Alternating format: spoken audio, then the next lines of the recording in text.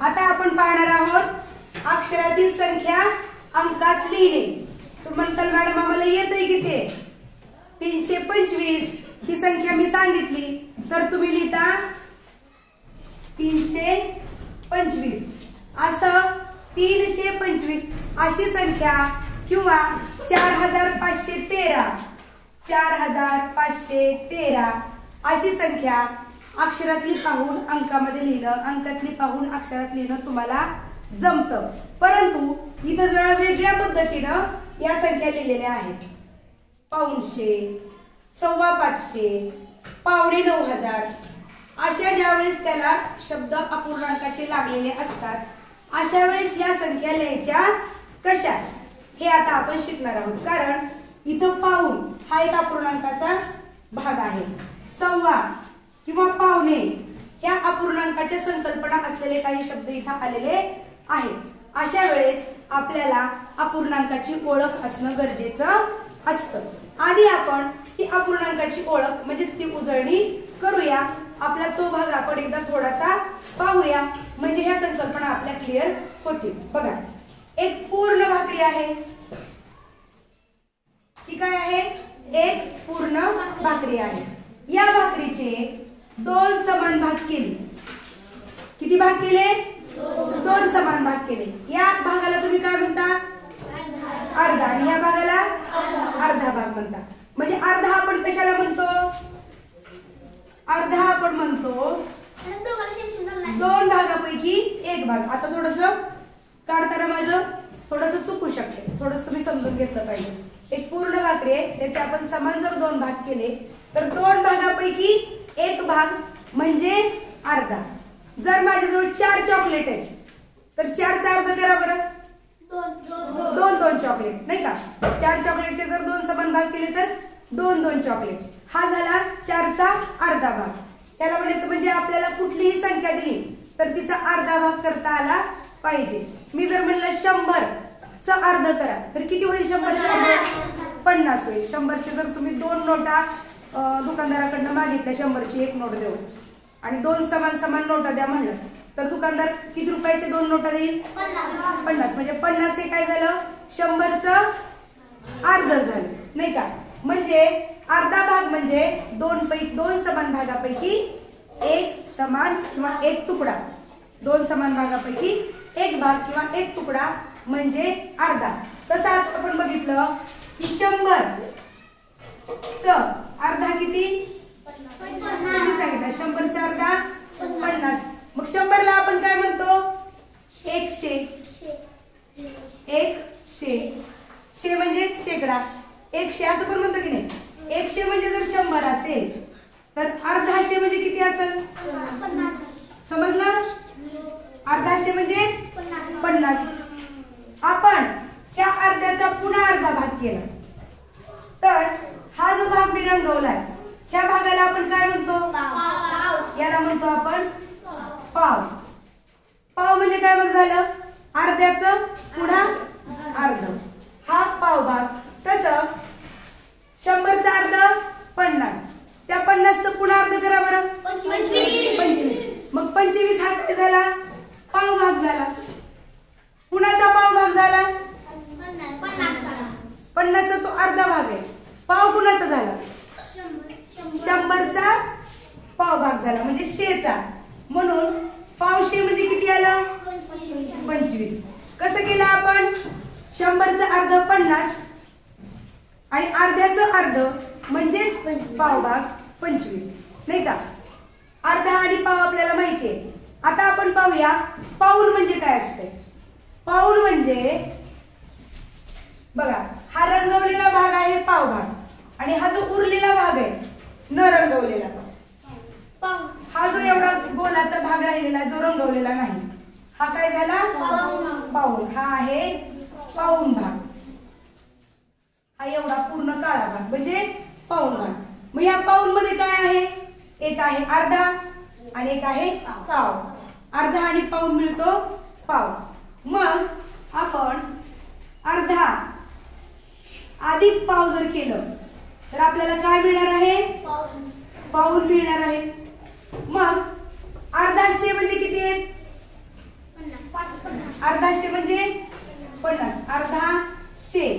म्हणजे 50. पावशे म्हणजे किती आहे? 25. पावशे म्हणजे 25. ह्या दोघांची जेव्हा आपण बेरीज करू त्यावेळेस आपल्याला मिळतात पाऊणशे. काय झाली बेरीज? 0 आणि 5 5, 7 आणि 2 सॉरी 5 आणि 2 7. मग हे झालं आपलं पाऊणशे. शे म्हणजे 100चा भाग. 100चा कितवा भाग? पाऊण भाग म्हणजे पाऊणशे. हे पाऊणशे किती आलं आपलं उत्तर? 75. समजलं का? पाऊण म्हणजे काय? पाऊण भाग. अर्धा आणि वर पाव म्हणजे पाऊण. तर पुढे चलूया आपण अजून. जसं आपण 100चं पाहिलं, 100चं अर्धा, पाव, पाऊण, तसंच सव्वा. जर आपण लिहिलं 450 ही जर संख्या आपल्याला लिहायची असेल तर ती संख्या अंकामध्ये लिहायची कशी? आधी आपण 4.25 ही संकल्पना समजून घेऊया. सव्वा कधी वापरतो आपण? पूर्ण आणि वर पाव भाग असेल तर सव्वा ही संकल्पना आपण वापरतो. जसं की माझ्याकडं 1 2 3 4 पूर्ण भाकरी आहेत आणि वर एक पाव भाकरी आहे. याला काय म्हणतो आपण? 4.25 भाकरी माझ्याकडे आहेत. बरोबर आहे का? मग इथं म्हणते 450 म्हणजे 400 पूर्ण आहे. 400 ही संख्या आपल्याला कळते. 400 कसं लिहितो आपण? हे 400 आणि त्याच्यावर पावभाग आणि त्याच्यावर 100चा पावभाग. आताच आपण बघितलं 100चा पावभाग म्हणजे 100चे हे जर गोल 100चा असेल त्याचे 4 समान भाग केले तर प्रत्येक भाग कितीचा येईल? 25 25चा. हा 25 हा 25 25 आणि 25 50. हा 25 हा 25 म्हणजे सगळे 25 25 मिळून झाले 100. 100चे जर 4 समान भाग केले तर प्रत्येक भाग कितीचा यायला लागलाय? 25चा. म्हणजे हा एक भाग म्हणजे एक पाव. 100चा पाव भाग कितीचा झाला? 25चा. मग 400 पूर्ण आणि वर पाव भाग त्याला म्हणायचं 450. वर पाव म्हणजेच 25. 400 आणि 25 किती आली संख्या? 425 ही संख्या आपल्याला मिळाली. त्याला म्हणायचं 450. कळलं? आता आपण पाहूया साडे. जर इथं आपण 400ला साडे हा शब्द लावला काय संख्या तयार झाली? 450. मग साडे ही संकल्पना कधी वापरतो आपण? साडे हा शब्द कधी वापरतो? पूर्ण आणि वर अर्धा असेल तर साडे हा शब्द वापरला जातो. मग 4 पूर्ण आणि वर किती पाहिजे आपल्याला? 4 भाकरी आणि वर अर्धी भाकरी असली की आपण काय म्हणालो? 4.5 भाकरी झाल्या. मग तसं 450 म्हणजे 400 पूर्ण आणि वर 100चा अर्धा भाग. अर्धा भाग म्हणजे किती होईल? 100चा अर्धा भाग 50 म्हणजे 400 अधिक 50 हे झालं 450. उत्तर काय येईल? इथं हा कुठे? 450. त्यालाच आपण म्हणायचंय 450. समजलं? 450 समजलं, 450 समजलं. आता आपण पाहूया पावणे हा शब्द वापरल्यानंतर संख्या कशी तयार करायची. इथेच आपण जर 450 ही संख्या तयार करा असं जर तुम्हाला सांगितलं तर ती संख्या तयार करण्याच्या आधी आपल्याला पावणे हा शब्द कधी लागतो, 4.25 म्हणजे कसलं असतं हे आपल्याला माहित असणं गरजेचं आहे. 4.25 म्हणजे असतं 3 पूर्ण, 3 अर्ध नाही 3 पूर्ण आणि वर अर्ध नाही, वर पाऊण भाग. 3 पूर्ण आणि वर अर्ध असेल तर त्याला 3.5 म्हणतो आपण. 3 पूर्ण आणि वर पाऊण म्हणजे 4 पूर्ण व्हायला पाव भाग कमी, त्याला आपण म्हणतो 4.25. इथे जरी 4 हा शब्द वापरलेला असला तरी ते 4च्या आधी पावणे हा शब्द आहे म्हणजे 4 पूर्ण नाही तर 3 पूर्ण आहे. 4 पूर्ण व्हायला पावभाग कमी आहे, म्हणून 4.25 म्हणजे 3 पूर्ण आणि वर पाऊण भाग, अर्धा नाही पाऊण भाग. मग 4.25 म्हणजे पण 300 पूर्ण आणि वर 100चा पाऊण भाग. मग 300 पूर्ण म्हणून इथे आपण 300 लिहूया आणि 100चा पाऊण भाग 75. मग असेच आपण बघितलं की हा जर 100 असेल एक गोल, प्रत्येक भागाला 25-25चा, तर हा एवढा जो भाग आहे तो आहे पाऊण. 25-25-25 असे तिन्ही 25 ची बेरीज केली तर काय तयार झालं? 75. म्हणजे पाऊण भाग असतो 75चा. हा पाऊण भाग किती झाला? 75. 300 आणि 75 किती होईल? 375. म्हणजे 4.25 म्हणजे काय संख्या तयार झाली? 375. इथे 4 हा आकडा आलाच नाही. ही गंमत असते अपूर्णांकाची. सव्वा कधी वापरतो, साडे कधी वापरतो, पावणे कधी वापरतो, हे एकदा आपल्याला समजलं की आपल्याला त्या संख्या तयार करता येतात. आता आपण शे म्हणजे 3 अंकी संख्याचं आतापर्यंत बघत होतो. हे जर आपण 4 अंकी संख्या म्हणजे हजारामध्ये ज्यावेळेस आपण जातो त्यावेळेस त्या संख्येचं वाचन कसं करायचं पाहूया. हे आहे वाचा ही संख्या 1000 नाही का. आता या 1000ची नोट घेऊन तुम्ही दुकानात जा आणि त्या दुकानदाराला सांगा की मला 2 नोटा पाहिजेत, दोन्ही नोटांची किंमत सेमच पाहिजे, असं चिल्लर मला पाहिजे. किती नोटा येतील तुमच्याकडं? प्रत्येक नोटेची किंमत काय असेल? 500. म्हणजे ही एक 500ची नोट आणि ही एक 500ची नोट. 1000चे 2 समान भाग केले, प्रत्येक भाग कितीचा झाला? 500चा. म्हणजे हे 500 आहे, 1000चं अर्ध, निम्म नाही का. 1000चा अर्ध किती? 500.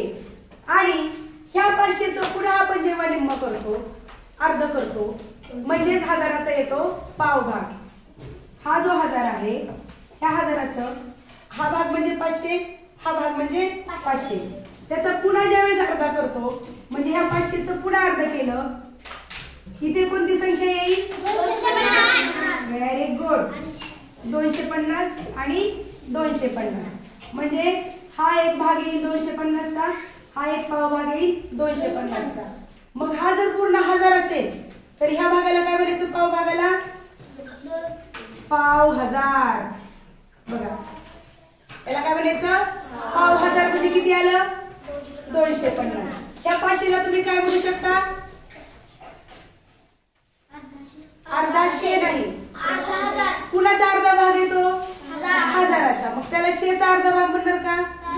कुणाचा अर्धा भाग आहे? 1000चा. म्हणून त्याला आपण अर्धाशे असं म्हणायचं. हा, अर्धा 1000. Very good. माझं चुकलं. अर्धा 1000. हे काय झालं? 500 म्हणजे अर्धा 1000. 250 म्हणजे पाव 1000. अर्ध्यामध्ये जेव्हा आपण पाव मिसळतो, हा अर्धा आणि त्यात पुन्हा एक पाव भाग मिसळला, काय तयार होईल? पाऊण. अर्ध्यामध्ये पाव मिसळलं की पाऊण. अर्धा 1000 म्हणजे 500, पाव 1000 म्हणजे 250. जी बेरीज येईल ते उत्तर म्हणजे आपलं काय झालं?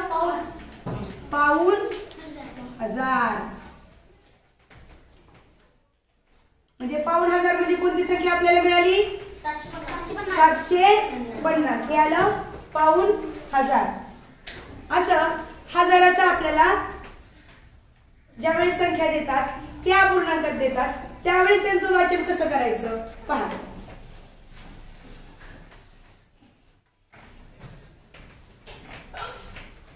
तुम्हाला दिलं 3,5000 ही संख्या.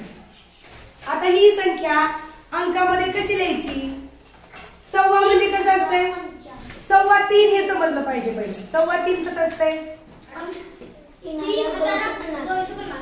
3.25 ही संकल्पना मला 3.25 भाकरी म्हणजे सांगा.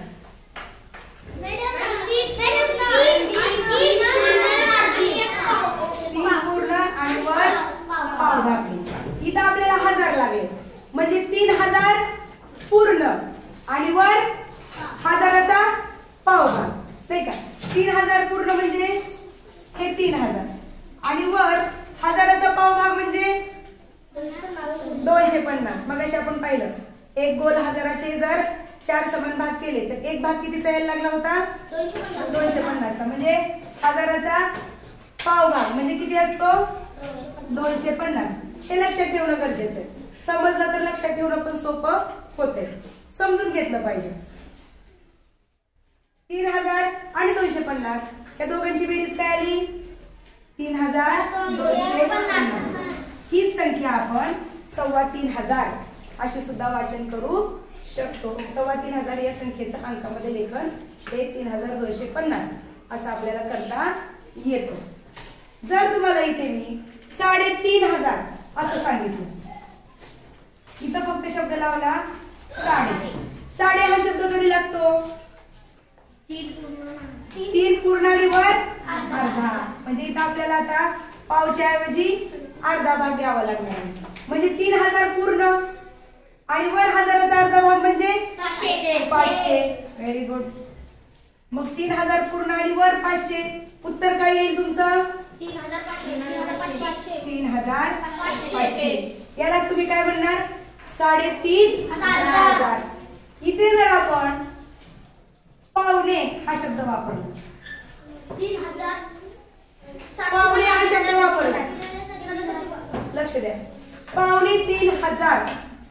आता पावणे शब्द वापरला की त्याच्या पुढची संख्या पूर्ण नसते. 2.5 म्हणजे 3 पूर्ण नसतं. 3 पूर्ण व्हायला पाव भाग कमी असतो. म्हणजे पूर्ण किती असते 2. 2.5 म्हणजे पूर्ण 2.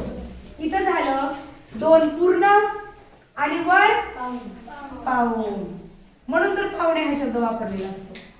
3 पूर्ण आणि वर पाऊण भाग हा झाला 3500. आता 2 पूर्ण म्हणजे 2000. 2 पूर्ण म्हणजे 2000 पूर्ण झालं आणि 1000चा पाऊण भाग म्हणजे किती 750. अर्धा म्हणजे 500. हा अर्धा म्हणजे 500 आणि वर उरलेला पाव म्हणजे 250. 500 आणि 250 दोन्ही मिळून 750. 2000 आणि वर 750 किती झालं ही झाली आपली संख्या 3500 आहे. याच्यामध्ये 3 हा शब्द पण याच्यामध्ये 3000 आलं का नाही. पुन्हा लक्ष घ्या. पावणे हा शब्द ज्यावेळेस येतो त्यावेळेस त्याच्या पुढे आलेली संख्या पूर्ण नसते. तिच्या अलीकडची संख्या पूर्ण असते आणि ही संख्या पूर्ण व्हायला म्हणजे 3 पूर्ण व्हायला पाव भाग कमी असतो. कधी पण पावणे हा शब्द आल्यावर फसायचं नाही. तेव्हा लक्षात घ्यायचं की पावणे आले तेव्हा त्याच्या पुढची संख्या ही पूर्ण नाही. त्याच्या अलीकडच्या संख्येचा आपल्याला विचार करावा लागणार आहे. आलं लक्षात. 1000चं कळालं. जसं आपल्याला शतकाचं कळालं अर्धा पाव पाऊण. 1000चं कळालं अर्धा पाऊण पाऊण किती. तसंच लाखाचं समजलं पाहिजे कोटीचं कळलं पाहिजे. असेच टप्पे करत करत आपल्याला वेगवेगळ्या संख्यांचं अंकामध्ये वाचन करता आलं पाहिजे. आपला अपूर्णांक पक्का असला की या संख्या आपल्याला व्यवस्थित लिहिता येतात. त्याच्यासाठी गरज आहे सरावाची आणि त्या सरावासाठी मी आता इथे तुम्हाला काही उदाहरणं देणार आहे. ही उदाहरणं तुम्ही तुमच्या वहीत लिहून काढायची आहेत आणि त्याची उत्तरं मला सांगायची आहेत. चला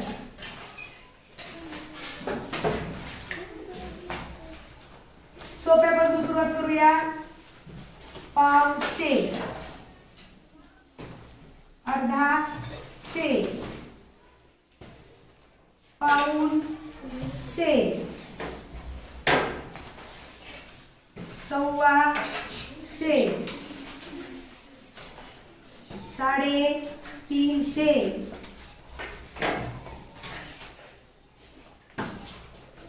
450, 500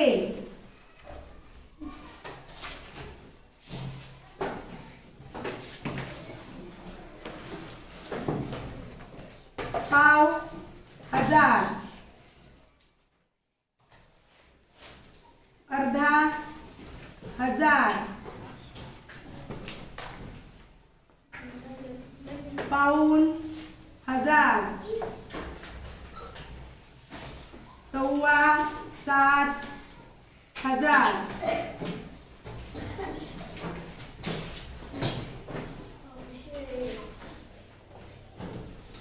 साढ़े तीन हजार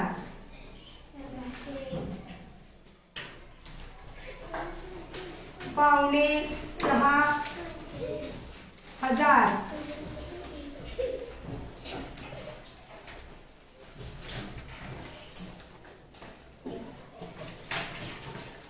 या संख्या म्हणजे अक्षरामधलं लेखन तुम्ही वहीत लिहून घ्यायचं आहे आणि त्याच्या संख्या बनवून दाखवायच्या आहेत. चल पुढे यायचं का? हां